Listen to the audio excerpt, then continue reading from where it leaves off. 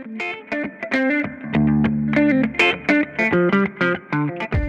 first original sin was committed by the creature that left the ocean. যে আমরা আগে three dimensional ভলিউমে move করতাম। আমরা যখন পানিতে ছিলাম, ক্রিচাররা প্রাণ যখন পানির মধ্যে ছিল, তখন ও মুভ করতে পারতো থ্রি ডাইমেনশনাল ভলিউম দিয়ে। ১ম লোভে পড়ে যে এখান থেকে বের হয়ে স্থলে চলে আসলো, তখন থেকে আমরা লকড হয়ে গেলাম গ্র্যাভিটিতে। এবং তখন থেকে দেখা যাচ্ছিল যে আমরা যাই করি কেন আমরা একটা প্লেনের মধ্যে আটকে যাচ্ছি। মানে ডিফারেন্সটা হচ্ছে যে আমাদের মুভমেন্টটা প্লেনার হয়ে গেল। এবং ইন্টারেস্টিং আমরা ছোটবেলা থেকেই গল্প শুনে আসছি যে কিভাবে একজনের মাথার উপর আপেল পড়লে রিয়েলাইজ করলো যে the gravity is what determines so many things and gravity সবসময় ছিল। কিন্তু আমরা যারা একটা থিনার লিকুইডের মধ্যে আছি, অর্থাৎ আমরা বাতাসের মধ্যে আমরা যারা থাকি, তারা বেসিক্যালি গ্র্যাভিটির সাথে পাল্লা দিয়ে উঠে কুলাতে পারি না। এবং চারপাশে যখন আমরা দেখি, যখন মানব সভ্যতায় মানুষ আস্তে, আস্তে ইভলভ করছে, তারা চারদিক থেকে দেখছে লেয়ার্স একটার পর একটা জিনিস স্ট্যাকড হওয়া, গ্র্যাভিটি দিয়ে জিনিসগুলোকে আটকে রেখে স্তরের পর স্তর তৈরি হতে থাকে। এবং আমরা দেখি যে যেকোনো কিছু যেটা স্টেবল বা যেকোনো কিছু ফ্লুইড, তার প্রত্যেকটার মধ্যে লেয়ারের একটা সাংঘাতিক প্রভাব আছে। সবগুলো জিনিস আ ওভাবে করে তৈরি হয় বা ফর্মড হয়। বা আমরা যখন পাশে পাহাড় দেখছি, তো দেখা যায় যে যখন আমরা নিজেরাও কনস্ট্রাকশন শুরু করছি, আমরাও ওই একই টেকনিক দিয়েই লেয়ার করে বানাচ্ছি। বিকজ গ্র্যাভিটিকে অ্যাড্রেস করতে হচ্ছে। এবং অনেক সময় আমাদেরকে গ্র্যাভিটিকে অ্যাড্রেস করা হয় না। তাও আমরা লেয়ার করতেছি। তাও আমরা এমনভাবে জিনিসটা করি যেটাকে স্ট্যাক করা যায়। হয়তো কোনো একটা যৌক্তিক কারণে। কিন্তু হয়তো এইভাবে গ্র্যাভিটিকে অ্যাড্রেস না করে অন্যভাবেও করা যেত। বাট প্রিডমিনেন্টলি ওই স্ট্যাক করার যে আমাদের টেনডেন্সিটা, সেটা অনেক ক্ষেত্রেই আ প্রপাগেট করেছে। যেমন বইকেও আমরা ওভাবে করে রাখি। ইনফেক্ট আমরা যদি আমাদের নরমাল রুমকে দেখি, যে আমরা আমাদের রুমের মধ্যে রুমের যে শেপ, সেটার মধ্যে যে খাটের যে শেপ, সেটার মধ্যে যে একটা টেবিলের যে শেপ, সবকিছু 90 ডিগ্রির সাথে করে যাতে এটা মেক্সিমাম স্ট্যাকেবিলিটি এর মাঝে থাকে। প্রয়োজন আছে কিনা? সো হঠাৎ করে মনে হচ্ছিল আমরা যদি নিজেদের দিকে অ্যাকচুয়ালি তাকাই, মানে আমাদের বডিতে অ্যাকচুয়ালি কিন্তু কোনো 90 ডিগ্রি অ্যাঙ্গেল নেই। সো যখন আমি আমার বডির জন্য কাজ করছি, যেটাকে আসলে গ্র্যাভিটির সাথে ডিলও করতে হয় না, তখনও কিন্তু আমরা আমাদের সেই স্ট্যাকিং এর যেই টেনডেন্সি আছে, সেই স্ট্যাকের রিফ্লেকশনটা কিন্তু পাওয়া যায়। যখন খাট ডিজাইন করছি, যখন টেবিল ডিজাইন করছি। হয়তো একটা টেবিলের শেপ ওটা হওয়ার দরকার ছিল না। কিন্তু হরিজন্টাল স্ট্যাকিং হোক, ভার্টিক্যাল স্ট্যাকিং হোক, ওই এফিশিয়েন্সিটা আমাদের মধ্যে খুব সাংঘাতিকভাবে কাজ করে। আমরা এটা নিয়ে গল্প করছিলাম যে অন্য প্রাণীরা কি করে। দেখা যায় আমরা সবসময় মাটির উপরে কোনো কিছু বানাতে হলে ১ম এ মাটির নিচে একটা কলাম দিচ্ছি, তারপর একটা জিনিসকে রাখছি। কিন্তু পাখি যখন বানাচ্ছে, ও তো গ্র্যাভিটির উল্টা দিকে, ও তো উপর থেকে ঝুলাচ্ছে। কেন ঝুলাচ্ছে? ও কি বেনিফিট টা নিতে পারে? ওর শেপটা, ওর ergonomics এর ভিতরে ওর যা প্রয়োজন সেটা দিয়ে করতে পারছে। তো হয়তোবা ইটস আওয়ার হায়ার ইন্টেলিজেন্স যে আমার ইমিডিয়েট প্রয়োজনের বাইরেও এটা স্কেলেবল, এটাকে কনস্ট্যান্টলি অ্যাডাপ্ট করা যাবে। এরকম অনেক সুবিধা আছে হয়তোবা আমাদের ওই প্রসেসটায়। কিন্তু এটাকেও রিভিজিট করা যে মাঝে যে এটা যে সবসময় প্রয়োজন, সবসময় আমাদের ওভাবেই করতে হবে সেটা হয়তোবা না। এবং যেটা বলছিলাম যে আমরা একটা লিকুইড ল্যান্ডস্কেপে থাকি। এবং এই লিকুইড ল্যান্ডস্কেপের আমাদের বিহেভিয়ার, আমাদের ফিলসফি, আমাদের ইমপারমানেন্স এর যে আইডিওলজি গুলো আছে, এগুলোর সাথে কিন্তু আমাদের ল্যান্ডস্কেপের সবকিছুর অনেক রিলেশনশিপ থাকে। তো একটা খুব ইন্টারেস্টিং অভিজ্ঞতা আমার হয় যে এই ধরনের কথাগুলো যে আমরা আ বলছি আমরা খালি একটা বক্স বানাই। A think out of the box. তো এই টার্মগুলো আমরা আগে অনেক শুনেছি। তো আমার একজনের সাথে পরিচয় হলো যে seriously think out of the box কে নিয়ে খুব এনফোর্স করতে। এবং তার সাথে টোটাল কনভারসেশনটা ডিজাইনের শুরু হওয়ার আগ পর্যন্ত ইট ওয়াজ দিস মানে ব্রেইন ক্রাশার যে কোন কিছুই কনভেনশনের মধ্যে যাবে না। আমরা নতুনভাবে ভাবতে পারি কিনা? ইস্টার্ন প্লেস বানাতে পারি কিনা? মানে কেন আমার স্পেসটা ওয়েস্টার্ন হবে? ইস্টার্ন প্লেস কি? এরকম অনেক ধরনের ডিসকাশন কনভারসেশন যাচ্ছিল। এবং এটা ঘুরে আসছিল যে তার প্রয়োজন ছিল যে তার একটা খুব এই প্রজেক্টটা অনেকের পরিচিত। অজ, যেটা ধানমন্ডিতে নাস ফিউচারে ডিজাইন করা। এবং একটা সেটব্যাক এর মধ্যে এত ইন্টারেস্টিং মেমোরি তৈরি করছে, এত ইন্টারেস্টিং প্লেস তৈরি করছে। এইটাকে যখন সে আরেকটা জায়গায় যাবে, তখন কিভাবে যাবে? তো এটা নিয়ে তার অনেক ডিসকাশন ছিল, কনভারসেশন চলছিল যে হোয়াট ডিড অজু স্ট্যান্ড ফর? অজু কি একটা পার্টিকুলার মেমোরি? এটা কি একটা এক্সপেরিয়েন্স, একটা ফাইন ডাইনিং এর? এটা কি একটা কালচার? আ নাকি it's just an emotion or something যেটা ওই জায়গাটাকে তৈরি করে। তো এরকম একটা ব্ল্যাংক জায়গা থেকে যখন কথাগুলো শুরু হচ্ছিল, তখন আমরা ফার্স্টেই আলাপ করছিলাম যে আমি একটু প্রজেক্টের এক্সপ্লেনেশন এ যাচ্ছি। প্রজেক্টটা কিভাবে তৈরি হলো যে একটা একটা খুবই ন্যারো একটা বাউন্ডারির মাঝখানে যে রেস্টুরেন্ট ছিল ওটা একটা ফাঁকা জমি দিয়ে দিল। এটার মধ্যে ওই সেম ইমপ্রেশনটা বা ইমোশনটাকে নিয়ে আসতে হবে। তো তখন আমরা বলছি যে আমরা কিভাবে প্রজেক্টটাকে অ্যাপ্রোচ করছিলাম। যে আমরা দেখছিলাম যে যদি এই ল্যান্ডটা দেখি এটার সামনের দিকে রাস্তা, পিছন দিকে পার্ক। তো আমরা ভাবছিলাম যে এই ২ টা পার্টই তো ভেরি ইম্পোর্টেন্ট। যে রাস্তার সাথে ওর কানেক্টিভিটিটা কি হবে? পার্কের সাথে ওর কানেক্টিভিটিটা কি হবে? এবং রাস্তার দিক থেকে মোস্ট ইম্পোর্টেন্ট হচ্ছে ওর ভিজিবিলিটিটা লাগবে লোকজন যেন বুঝতে পারে। আর পার্কের সাথে ওর এক্সপ্রেশনটা থাকতে হবে যাতে গ্রিনটাকে অ্যাবসোলিউটলি বুঝতে পারে। এবং এই ২ টার কম্বিনেশনটা যদি আমরা করতে পারি, অর্থাৎ একটা মানুষ যদি স্ট্রেইট পার্কটাকে ফিল করতে পারে, তাহলে হয়তো এই জায়গাটার সাথে একটা জাস্টিফিকেশন করে। That was our initial thought. So but এখানে যেটা আসলে যে একটা রেস্টুরেন্টের হার্ট হচ্ছে ওই কিচেনটা। যে ওই কিচেনটাকে একদমই একটা মেশিনের মতো ফাংশনাল একটা জিনিস হতে হয়। এবং ওটা একটা সার্টেন ভলিউমের রিকোয়ারমেন্ট আছে যে একটা এই সাইজের এরিয়ায় কতজন মানুষকে সার্ভ করবে, তাহলে কিচেনের সাইজটা কি হবে? ৩ টা কম্পোনেন্ট থেকে হাবিজাবি। তো ওইটাকে নিয়ে আমরা দেখলাম যে ওটাকে যদি বসাই, এই জায়গাটা তো পুরো জুড়ে বসে থাকে। ওকে যদি আমি সামনের দিকে আগে মানে আমি যদি পিছনের দিকে স্পেসটা বেশি দিই পার্কের দিকে, তাহলে বাইরে থেকে মানুষের সাথে এটা ডিসকানেক্টেড হয়ে যায়। আর আমি যদি বাইরে থেকে স্পেসটা বেশি দিই তাহলে পিছন দিকে এই জায়গাটা ভারী হয়ে যায়। তো তখন আমরা দেখছিলাম যে এটাকে কোনোভাবে যদি পাশে অ্যালাইন করে আস্তে খোলা যায়। তো এই ডায়াগ্রাম করে আমরা আমাদের ক্লায়েন্টের সাথে কনভারসেশন করছিলাম যে আমি যদি একটা রুমই বানাই, এবার আমি ভুলে যাই বিল্ডিংটা কি। I don't know the building. But আমরা যদি জাস্ট একটা আ রুম ডিজাইন করি যে রুমটার মধ্যে কিচেনটা থাকে, তাহলে ওকে আমরা লজিক্যালি কিভাবে প্লেস করতে পারি। এবং ওই প্লেস করার পর দেখলাম যে আমি একটা পাশে কিচেনটা দিতে পারি এবং অন্য পাশটায় আমি যদি স্ট্রিটটাকেই ঢুকিয়ে নিয়ে আসতে পারি ডায়াগ্রামেটিক্যালি, তাহলে মানুষ হয়তো খুব ইজিলি পিছন জায়গাটা চলে যেতে পারবে। সো দেখা যাচ্ছিল যে, যে ২৬ ফিট যেই চওড়া লেংথ আছে, এই জায়গাটায় যদি আমি করতে চাই, আমার এট লিস্ট ২ সারি কলাম লাগে। যদি আমি মাঝখানটাকে ফ্রি করে দেই, তাহলে আমার এমন একটা স্ট্রাকচারাল সিস্টেমে যেতে হবে, যাতে মাঝে কোন স্ট্রাকচার থাকে না। তো ওইভাবে আমরা ভাবলাম একটা ভল্ট হতে পারে। তখন আমরা কোন কিছু ফ্রিজ করছিলাম না। কিন্তু যদি ভল্ট করি ২ পাশে স্ট্রাকচার দিই তাহলে দেখা যাচ্ছে যে আমাদের ২ পাশের যে গ্রিনটা এখানে একটা নেগেটিভ জায়গা তৈরি হয়ে যায়। তখন আমরা দেখলাম যে আমরা যদি স্ট্রাকচারটাকে ভিতরের দিকে নিয়ে আসতে পারি, ওইটা দিয়েই যদি উপরের কানেকশনটা করতে পারি, তাহলে আমি আশেপাশের এই পুরো স্পেসটার গ্রিননেসটাকে গ্রিনারিটাকে আমার প্রজেক্টের সাথে ইন্টিগ্রেট করে ফেলতে পারি।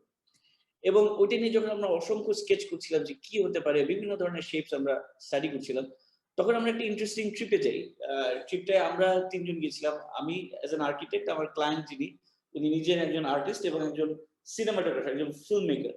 এবং আমরা ভুটানে গিয়েছিলাম। গল্পটা ছিল যে ভুটানকে বলা হয় যে মোস্ট আ কি বলবো?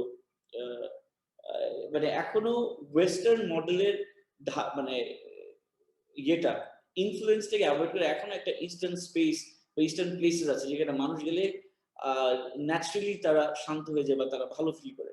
তো এইটাকে কি ডিরাইভ করা যায় কিনা? যে এখানে কেন ভালো লাগে? বা ওই জিনিসটাকে আমরা আনতে পারি কিনা? তো তখন যেমন এইটা দেখছিলাম যে আপনারা খেয়াল করবেন যে জানলাটা নিচে ছোট, আস্তে, আস্তে করে কিন্তু বড় হচ্ছে। আমরা খুব বিখ্যাত আ কানের এই প্রজেক্টে জানি ইন্ডিয়ান ইনস্টিটিউট অফ ম্যানেজমেন্ট এর যে ওপেনিং কেও আস্তে, আস্তে স্ট্রাকচারাল লোডটা নিচের দিকে বেশি, ভারী বেশি হয়, উপরের দিকে ওপেনিং গুলা কম হয়ে যায় বিকজ লোডটা থাকে না।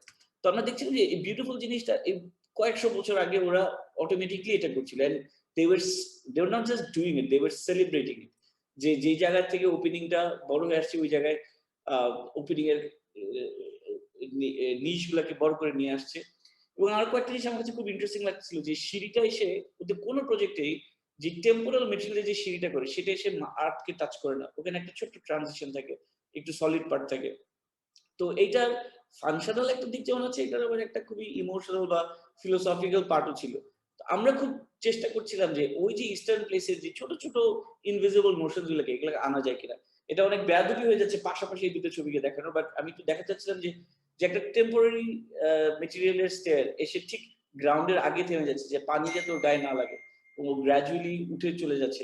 ওই জিনিসগুলোকে আমরা অযথায় নিয়ে আসার চেষ্টা করছিলাম যে কোন দরজা জানালা থাকবে না। মানুষ স্ট্রেইট উপরে চলে যাবে। একটা ছোট্ট রেলিং থাকবে। সেম জিনিসটাই আমরা আমাদের এখানেও চেষ্টা করলাম তখন। সো এখানে যেটা দেখা যাচ্ছিল যে একটা কিচেন বানাবো আর কিচেনটা যেন মেক্সিমাম স্প্যান নিতে পারে ওইজন্য একটা ভল্ট বানাবো। তাতে রেজাল্টেন্ট যে স্পেসটা আছে সেটাতে আসলে আমাদের এই প্রজেক্টটা হয়ে যায়। এবং তখন দেখা যাচ্ছিল যে আমাদের এই প্রজেক্টের একটা ইন্টারেস্টিং ফিচার ছিল যেটা কোন দরজা জানালা অ্যাপারেন্টলি ছিল না। যে কেউ স্ট্রেইট উপরে চলে যেতে পারে। তো এই যে ইজ অফ মুভমেন্ট আ বা এই যে ট্রান্সপারেন্সি টা এটা তখন আমাদের জন্য একটা ইন্টারেস্টিং চ্যালেঞ্জ দিল। তাহলে এটা সিকিউরিটি কি হবে? তো ইনফ্যাক্ট তখন আমাদের যে ওনার উনি সলিউশন দিল যে উনি হিসাব করে দেখলে ওনার যে ধরনের ফার্নিচার আছে কেউ যদি চুরি করতে আসে তাহলে ওগুলাকে ক্যারি করতে যে ট্রাক ভাড়া লাগবে তার তার থেকে এটা সেল করে সেই টাকাটা আসবে না। সেই জন্য এখানে চুরির কোনো টেনশন নেই। সো টিল ডেট আজকে প্রায় ৩ ৩.৫ বছর দরজা জানালা ছাড়া স্পেসটা রান করছে। জাস্ট কয়েকটা ইমেজ দেখাচ্ছি প্রজেক্টের ভিতরে। এবং আমরা লাকি ছিলাম যেটার মধ্যে আমরা কিছু গাছ লাগিয়েছিলাম এবং গাছটা অ্যাকচুয়ালি হয়েছে। যে বলছিলাম যে একটা ছোট্ট রেলিং দেওয়া নেইবারহুড এর সাথে স্পেসটা ওপেন হয়ে যায়। এখানে একটা জাস্ট ছোট্ট ডায়াগ্রাম আছে। এটা আ মানে আমাদের স্পেসটা কিভাবে হলো স্ট্রাকচারসটা। তো যেটা বলছিলাম যে ভিতরে আমরা একটা গাছও নিয়ে আসতে পারলাম। যে গাছটার এখানে রাখার জন্য এখানে একটা মজার ইন্টারভেনশন ছিল যে আমাদের বৃষ্টির পানি বৃষ্টির পানি ভিতরে চলে আসলে তো প্রবলেম। বাট আমাদের বাতাসটা লাগবে। সো আমরা ২ টা মেশ দিয়ে একটা স্ক্রিন করেছি।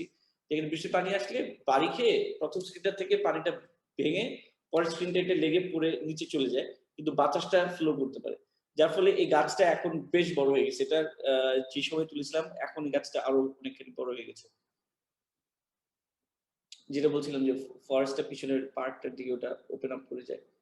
তো এই প্রজেক্টটা ১ম যখন আমরা করলাম তখন দেখলাম যে আমরা যদি প্রোগ্রামটা ডিজাইন করতে না যেয়ে আমরা যদি একটা অবজেক্টকে নিয়ে স্টার্ট করলাম যে জাস্ট রুমটা কি এবং সেটা থেকে অ্যান্সার করা স্টার্ট করলাম তখন অটোমেটিক একটা আর্কিটেকচার জেনারেট হয়। এবং ওই আর্কিটেকচারটাই তখন ওইটার যে প্রবলেমস গুলো সেই প্রবলেমস গুলোর সাথে ডায়ালগে গেলে একটার একটা সলিউশনস আসতে থাকে। তো ওইটার সাথে একটা জিনিস ছিল যে তখন এটা নিয়ে অনেকে বলছিল যে এটা একটা নৌকার কনসেপ্টে করা। এগুলা আসলে আমরা ওইভাবে করিনি। কোন নৌকার কনসেপ্টে করিনি। It was just about structural simplicity কিভাবে করা যেতে পারে। বা রিকশার হুডের কথা বলছিল যে রিকশার হুডের যে রোমান্টিসিজম আছে সেটা নিয়ে আসে কিনা। তো স্পিকিং অফ রোমান্টিসিজম আমি আমার নেক্সট টপিকটা যেতে চাই যে আমরা দেখা যায় যে এই যে ছবিটা এটা প্রবাবলি আমরা যারা ঢাকায় থাকি তাদের সবচেয়ে প্রিয় মুহূর্তের একটা যে আ আমাদের এই যে বৃষ্টির মধ্যে রিক্সায় করা, খুব হালকা বাতাস যাচ্ছে and we love certain things. তো যদি রিক্সাকে একটু ব্যাকট্র্যাক করি তো দেখা যাবে যে it came up from a particular convenience যে একটা লোক খুব ইজিলি ট্রেনে যাবে, আমরা চলে যাব। এই কনভেনিয়েন্সটাই কিন্তু স্লোলি কনভেনশন তৈরি করে যে হাউ উই মুভ। আমরা দেখা যায় আমরা হাঁটতে চাই না, আমরা রিক্সায় মুভ করতে চাই। অ্যান্ড এই কনভেনশনই কিন্তু ইভেনচুয়ালি কনভেনশনাল হয়ে যায়। বলার উদ্দেশ্যটা হচ্ছে গিয়ে আমরা যখনই অ্যাজ ডিজাইনার্স আমরা কোন সাবজেক্ট পাই, কোন challenges pi, there's always established way of doing things যে এটা এভাবে করতে হয় বা এটা এভাবে অ্যানসার করলে মোস্ট obvious efficient রেজাল্টটা পাওয়া যাবে। কিন্তু এটাও ঠিক যে সময়ের সাথে, সাথে কিন্তু অনেকগুলো ডিমেনশনস চেঞ্জ হয়ে যায়। যেমন এখন আমাদের রাস্তার যে মুভমেন্ট এর যে চ্যালেঞ্জটা আছে, এই বিভিন্ন স্পিডের ভেহিকল করতে পারে না। তো তখন যদি আমি সেম রোমান্টিক আইডিয়াটাকে টানতে থাকি, তখন ও যে অবজেক্টে পরিণত হয়, এই অবজেক্টটা না আগে রোমান্টিসিজম এ থাকে, না এটা অ্যাকচুয়ালি নতুন সময়কে অ্যানসার করতে পারে। তো ওই জায়গায় আমার মনে হচ্ছে যে certain Times we may need to think absolutely নতুন ভাবে যে ওটা অন্যভাবে করা যায় কিনা। যেমন আমাদের এই ইমেজটা আমাদের অনেক পরিচিত যে অফিস বলতে, সরকারি অফিস বলতে যে আমাদের যে একটা নোশন ছিল যে স্তূপ অফ কাগজ থাকবে, এই জিনিসগুলো আসবে এবং মানুষ আনম্যানেজেবল হবে। কিন্তু এই ম্যানেজ করার সময় যখন আমরা একদমই আ ইমোশনলেস যে অফিসের যে সেটআপটা আসলো সেটাও কিন্তু আরেক ধরনের ক্রাইসিস তৈরি করছিল। তো এরকম একটা সময় আমরা তখন একটা স্কোপ পেলাম একটা অফিস ডিজাইন করার জন্য। ওরা বলছে যে আমাদের একটা অফিস দরকার। কিন্তু আমরা কনভেনশনাল অফিস চাই না। আমরা একটা নতুন কিছু চাই যে একটু প্লেফুল হবে বা অন্যরকম। আর এবং ওখানে আরেকটা জিনিস ছিল যে ওদের একটা এক্সিস্টিং স্ট্রাকচার ছিল। যে স্ট্রাকচারটার মধ্যে ওদের কাছে স্ট্রাকচারটার কোনো স্ট্রাকচারাল তথ্য ছিল না। অর্থাৎ এটার লোডটা কোন দিক দিয়ে যাচ্ছে। বিকজ এটা এত পুরানো একটা বিল্ডিং, এখানে ২ টা অংশ দেখা যাচ্ছে। পিছের অংশটা অনেক আগে বানানো, সামনের অংশটা তার কিছুদিন পরে বানানো। কিন্তু এটা কলামের মধ্যে ওদের কাছে জাস্ট ৩ টা লেয়ারের কলামের তথ্য ছিল যে এই কয়টার আমরা জানি গ্রাউন্ডে কি পরিমাণ লোড আছে। তো এইটার দিয়ে ডিজাইনটা করতে হবে। তো আমরা তখন দেখলাম যে এই যে ২ সারি কলাম আছে এইটার মধ্যে দিয়েই আমাদের একটা স্পেস ডিজাইন করা দরকার। So we didn't go with প্রজেক্টের প্রোগ্রামটাকে না যেয়ে আমরা অন্য একটা জায়গা থেকে স্টার্ট করলাম যে এই জায়গাটাকে আমরা আসলে তাহলে যে স্ট্রাকচারটা আমরা ওকে বানাবো কিভাবে? তো আমরা বেশ কিছু জিনিস এক্সপ্লোর করার চেষ্টা করছিলাম যে সবচেয়ে ইজি কারণ তখন মাত্র আমরা অজু করেছি যে গর্ড করে দিলেই তো খুব ইজিলি ওজনটা ট্রান্সফার করে ফেলা যায়। কিন্তু তখন প্রবলেম যেটা হয় এই বিল্ডিংটা এলংগেটেড হচ্ছে ইস্ট ওয়েস্ট এ এলংগেটেড, নর্থ সাউথ এ হচ্ছে শর্টার এন্ড। সো যদি আমরা এটা করি তখন বিল্ডিংটা অসম্ভব ডিপ হয়ে যায় এবং ডার্ক হয়ে যায়। আমরা একটা জিনিস ট্রাই করে দেখলাম যে আমরা কি এটাকে এভাবে করে কেটে কেটে কি আমরা লাইটস নিয়ে আসতে পারি কিনা, যেভাবে আমাদের দোষী স্যারের যেই বিল্ডিংটা ছিল সানগাতে যেভাবে আনছে আমরা কিভাবে আলো আনতে পারি কিনা। আবার তখন একটা প্রবলেম হচ্ছিল যে এটার যে স্পেস যখন একটা স্প্যান হয়ে যাচ্ছে, মাঝে যদি ২টা-৩টা রুম করতে হয় তখন আমরা এই একটা ছাদের মধ্যে দিয়ে তখন আর কন্ট্রোল করতে পারছিলাম না। মানে যেহেতু ২টা বে ২ সারির রুম লাগতে পারে। তো তখন আমরা ভাবলাম যে এই একটা রুফে হচ্ছে না। যদি ২টা বোল্ট করি তখন স্পেসটা আবার খুব ছোট হয়ে যায়। আবার ভাবলাম আমরা যদি খুলে দেই তখন ভাবলাম যে ইস্ট ওয়েস্ট এর পুরো রোদটা এখানে ঢুকে যায়। তো তখন আমরা একটা আইডিয়া করলাম যে হোয়াট ইফ আমরা ওয়ালটাকে মাঝখানে কেটে ওই মাঝের স্ট্রাকচার দিয়ে আমরা ২ দিকে অ্যাম্বিয়েন্ট লাইটটা নিয়ে আসতে পারবো। সো তখন আমরা এক্সপেরিমেন্ট করে দেখলাম যে এই স্ট্রাকচারের মধ্যে আমরা একটা সিঁড়ির মাছ উঠাতে হলো, লিফটার সিঁড়িটা আর এইটার মধ্যে আমরা কিভাবে রুফটা করতে পারি। সো সেম এক্সারসাইজটা করার পরে আমরা রেজাল্টে আসলাম যে এরকম একটা স্ট্রাকচারাল সিস্টেম যেখানে রুফটাকে আমরা অনেক ইনফ্লেট করলাম যে আ ইনডাইরেক্ট লাইটটা ঢুকানোর জন্য। মানে ইস্ট ওয়েস্ট এ ও পুরা সলিড বাট মাঝের কাটা জায়গা থেকে অ্যাম্বিয়েন্ট লাইটটা ঢুকে। আর এই টোটাল স্ট্রাকচারের শেপটার মধ্যে আমরা সমস্ত সার্ভিসেস গুলাকে কনসেপ্ট করলাম যাতে ভিতরের স্পেসটা লফটি হয় এবং আ ফাংশন গুলোকে ইজিলি করতে পারে। এবং এই পরবর্তীতে এই প্রজেক্টটা বিল্ড হয়। এটা আমাদের খুব রিসেন্টলি ফিনিশ হওয়া একটা প্রজেক্ট। তো ওখানে এইটা দেখা যাচ্ছে এখন ওই ছাদটা বানানোর পরে। আমরা ওই ইস্ট ওয়েস্ট এ পুরোটা সলিড, মাঝখানে পেটটা কাটা যাতে লাইটটা ঢুকতে পারে।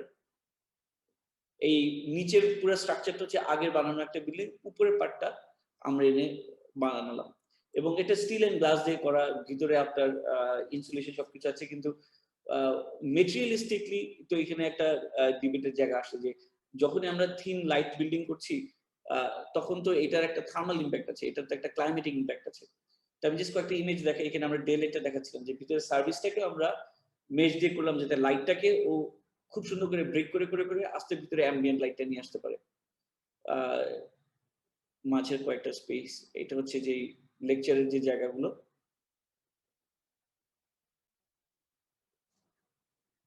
এবং এখানে আমরা ডায়াগোনালি কিছু ব্লাইন্ডস দিলাম যে কখনো যদি আবার গ্লেয়ার হয় তখন এটাকে যেন আটকাতে পারে।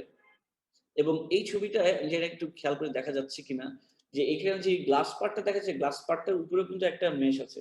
সো ডিটেইলটা এরকম যে 50% অফ দ্যা লাইট অলরেডি কিন্তু এখানে কাট হচ্ছে। বাট দেন এগেইন এটা ওভারঅল হোয়াইট অ্যাম্বিয়েন্স এর জন্য ভিতরে এনাফ ডে লাইট চলে আসে।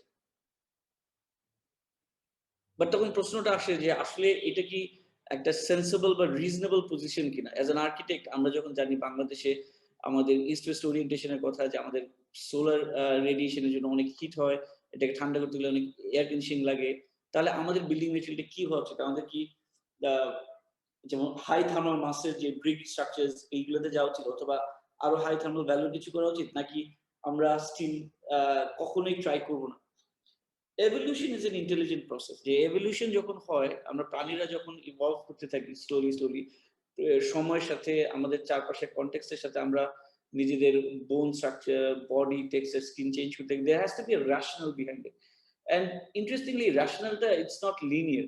মানে আমরা যদি বলতাম যে survival and procreation is the only determining factors তাহলে প্রবাবলি সমস্ত পৃথিবীর প্রাণী একরকম হতো।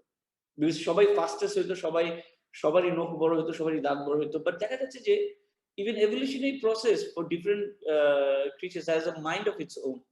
সো জাস্ট আমি আমার পয়েন্টে আসার জন্য বলছি যে আমি যদি ময়ূর পাখি দেখি দ্য মেল পিকক্স ওদের যে পিছনের যে ওর যে ময়ূরপঙ্খীর যে পাখাগুলা থাকে একটা সার্টেন পার্সেন্টেজ ময়ূর পাখি কিন্তু মারা যায় বিকজ সিংহ ওকে নিচ থেকে ওর লেজ ধরে টান দিয়ে নিয়ে খেয়ে ফেলে। তো কোয়েশ্চেন হচ্ছে তাহলে ও এভাবে ইভলভ করলো কেন? যেখানে ফিমেল গুলো খুব অ্যাট্রাকটিভ না। ওর মেটিং এর যে আর্জেন্সি ওইটা was that the only thing যে কারণে প্রাণীটা এরকম? কারণ আমরা যদি দেখি যে হরিণ তো খুবই স্লিক স্লেন্ডার হয়ে গেছে।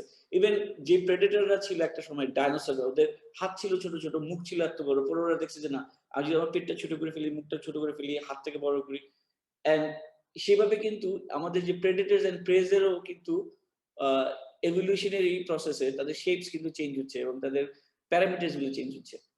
এই ডিসট্যান্ট কনভারসেশন থেকে the point I am trying to make is when আমরা যখন একটা বিল্ডিং করি, আমাদের এই বিল্ডিংটা itself কি করছে, itself ও কি পরিমাণ এনার্জি কনজিউম করে, ও বানাতে কি হয়, ওকে অপারেট করতে হয়, এটা যেমন একটা reality. At the same time এই বিল্ডিংটা যাদের জন্য বানানো হয়েছে, তাদেরকেও কিভাবে অ্যাসপায়ার করে, তাদেরকেও কিভাবে ফ্যাসিলিটেট করে, এটাও কিন্তু একটা it's not only a frame যে এটার মধ্যে আমি একটা painting ঝুলাবো which is life. sometimes it itself can become something more valuable, যেটা আরো ভ্যালু জেনারেট করতে পারে। যেমন একটা খুবই effective building with uninspired people rather than একটা sort of not so humble structure that requires more energy per se, but results with much more aspiring people or aspiring ideas, যে মানুষগুলো বাইরে যারা অনেক কিছু করবে, সেটাও could be a role. তো আমি ওই নোটে আমি যাচ্ছিলাম বিকজ এই আর্গুমেন্টটা আমাদের নিজেদের মতো হতে থাকে যে আমরা যে কাজগুলো করছি বা যে মেটেরিয়ালগুলো সিলেক্ট করছি, এটা কি একটা ধারায় হওয়া উচিত কিনা, এটা কি একটা পার্টিকুলার স্টাইলে হওয়া উচিত কিনা, নাকি না বিল্ডিং এর সাথে সাথে আমাদের material, structure, expression, performance can be change. মাঝে মাঝে যে কারণে ময়ূরের ছবিটা দেখানো, যে সার্ভাইভালের দিক থেকে নট সো পারফর্মিং, বাট ওর রেসকে বা ওর জিনকে আগানোর জন্য, ফিমেলকে অ্যাট্রাক্ট করার জন্য সে তার নিজের লাইফে রিস্কটা দিতে চায়। তো ওই জায়গাগুলো থেকে আমার কাছে মনে হয় যে ডিজাইন প্রসেসটার মধ্যেও কিন্তু এটা থাকতে পারে যে কোন বিল্ডিংটার পারপাসটা কি, ওর উদ্দেশ্যটা can also come in the front line rather than ওকে বানাতে আমার কি লাগে এন্ড আদার থিংস। তো এই প্রসঙ্গে আসছিলাম যে আমরা একটা সাইট পেলাম, যেটা একটা ভরাট করা একটা জমির মধ্যে একটা ক্লায়েন্ট এরকম ফাউন্ডেশন করে রাখছে, এবং ও বলছিল যে আমি একটা স্টিল বিল্ডিং করছি কিন্তু I am not excited about the building, আমার বিল্ডিংটা ভালো লাগছে না, can you do something interesting, যাতে আমার এখানে যারা কাজ করে এরা একটা ব্লুজ কমিউনিকেশনের বিল্ডিং, যে ওরা সারাদিন সারা রাত, ওদের কোনো ওয়ার্ক আওয়ারের লিমিট নাই এবং তারা এসে অনেক সময় সারা রাত অফিসে থাকতে হয়। সো দেখা যায় যে ওরা আগে যে স্পেসটা ছিল, যে ওরা এত ড্রেইনড হয়ে যায় যে জায়গাটা ওদেরকে রিজুভিনেট করে না। তো ওরা বলছিল এমন কি একটা ওয়ার্ক এনভায়রনমেন্ট করা যায় কিনা যেখানে আসলে দে ফিল যে সারা দিন রাত সব সময় যেন সমস্ত ডিমেনশনে বিল্ডিংটা যেন ওদেরকে এঙ্গেজ করে, ওদেরকে এক্সাইট করে। তো তখন আমরা দেখছিলাম যে এরকম একটা স্ট্রাকচার যদি করতে হয়, যেহেতু অলরেডি আমরা কিছুদিন কাজ করে দেখছি যে প্রোগ্রামের একটা লিনিয়ারিটি থাকে, যে ফার্স্টে মানুষ আসবে, থামবে, তারপর একটু কাজে যাবে, তারপর সিনিয়র বস, আরো সিনিয়র বসের কাছে যাবে। তো আমরা ভাবছিলাম যে এই গ্রুপটা যেহেতু অফিস কালচারের এই নিয়ম প্রথাগুলো মানে না, তারা দিন রাত খাটে, সো হোয়াট ইফ আমরা এই প্রোগ্রামটাকে ডিস্ট্রিবিউট করতে পারি, প্রোগ্রামটাকে আমরা ভাঙতে পারি। এবং প্রোগ্রামটাকে ভাঙার একটা বড় জিনিস হচ্ছে যে স্ট্রাকচারাল ফ্লেক্সিবিলিটি নাও। সো তখন আমরা চিন্তা করছিলাম যে কি ধরনের স্ট্রাকচার করলে অ্যাকচুয়ালি আমি মাঝখানটায় কোনো কলাম থাকবে না, বাট সমস্ত কিছুকে আমরা অন্যভাবে অ্যাডজাস্ট করতে পারি। তো আমরা একটা স্টাডি করলাম এখানে, two very handsome young man, but ওদের মিলিত ওয়েট ওই সময়ে নট লেস দেন 180 কিলোস। তো এই টেবিলটা আমরা তখন নিজেরাই যখন একদম শুরু থেকে অফিস করছিলাম, একদম বেসিক একটা স্টিলের মিস্ত্রিকে দিয়ে আমরা একটা ট্রাস ডিজাইন করছিলাম। পরে দেখলাম যে দুইজনের একদম মিড পয়েন্টে দাঁড়ায় আছে, এখানে ডিফ্লেকশন হয়তো কয়েক মিলি হতে পারে, বাট এর বেশি হয়নি। তো তখন আমরা একটা ভাবছিলাম যে আমাদের স্ট্রাকচার ইঞ্জিনিয়ার কিভাবে কনভিন্স করা যায় কিনা, যে আমরা এমন একটা এক্সোস্কেলেটন বানাবো যেটা দিয়ে আমরা সমস্ত ফাংশনস উপরে তুলে ধরবো।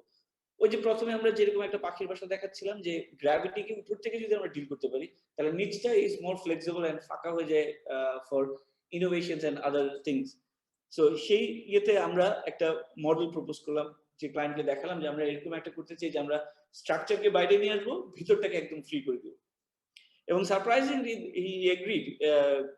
এবং আমার এই অল্প বয়সে একটা রিয়েলাইজেশন হচ্ছে যে to do a good project, or to do a project that is exciting or innovative, prerequisite হচ্ছে to have an innovative client, একটা লোক যার মধ্যে ওই পরিমাণ সাহস আছে। এবং দেখছি আমরা যে কটা প্রজেক্ট আমরা এক্সপ্লোর করার চান্স পেয়েছি, প্রত্যেকটা had a very interesting person behind the decision making, যে বলছে yes go for it. So তখন আমরা এই স্ট্রাকচারটাকে বানিয়ে ফেললাম, এবং এটা একটা বেশ কমপ্লেক্স যুদ্ধের প্রসেস দিয়ে গেল। আমরা কোনো কন্ট্রাক্টর পাচ্ছিলাম না, পরে আমরা নিজেরাই এই বিল্ডিংটা কনস্ট্রাকশন করে ফেললাম।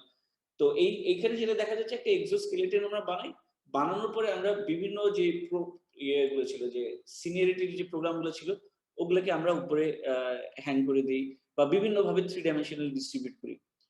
এটা হচ্ছে ভিতরে কখনো দাঁড়ালে একটা ইন্টারেস্টিং জিনিস হয়, যে যেহেতু আমার মেইন স্ট্রাকচারটা উপরে চলে গেছে, নিচে আমার যে কয়টা ক্লোজ রুম ছিল, ক্লোজ রুম গুলোকে আমি খুবই পাতলা স্ট্রাকচার দিয়ে বানাতে পারছিলাম, মানে কোনো কলাম লাগছিল না। তো ওই জায়গায় আমরা যেটা চিন্তা করলাম যে যদি রুমই বানাতে হয়, ওয়াই মেক রুমস, মানে ওয়াল দিয়ে না বানিয়ে আমরা যদি লাইব্রেরি বানিয়ে ফেলতে পারি। তো তখন আমরা পুরো নিচের স্ট্রাকচারটাকে আমরা একটা লাইব্রেরির শেলফ হিসেবে করলাম। এই ছবিটা যখন তোলা হয়েছিল তখন আসেনি, এখন এই শেলফ গুলো একদম ভর্তি বই, এবং এই বইয়ের ভর্তির বিষয়টাও ইন্টারেস্টিং, যে এতগুলো বই কেনাও কিন্তু এক্সপেন্সিভ। তো দেখা যাচ্ছে যে অনেক লাইব্রেরি আছে অনলাইনে যারা বই সেল করতে চায়, তাদের স্টোরেজটা একটা বড় প্রবলেম।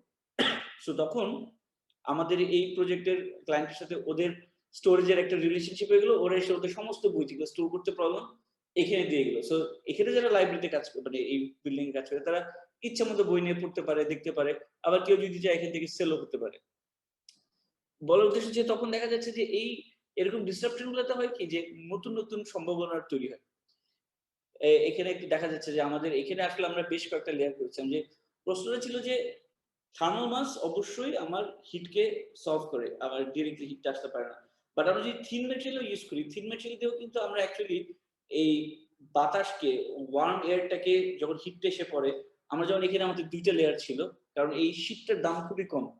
তো এই ২ টা লেয়ারের মধ্যে যে বাতাসের ফিল্মটা থাকবে, যখন হিটটা নিয়ে আসবে, ও ইজিলি ফিল্মটা উপরে হালকা হয়ে উঠে চলে যাবে ভিতরের জায়গায় হিটটাকে পাস করার আগে।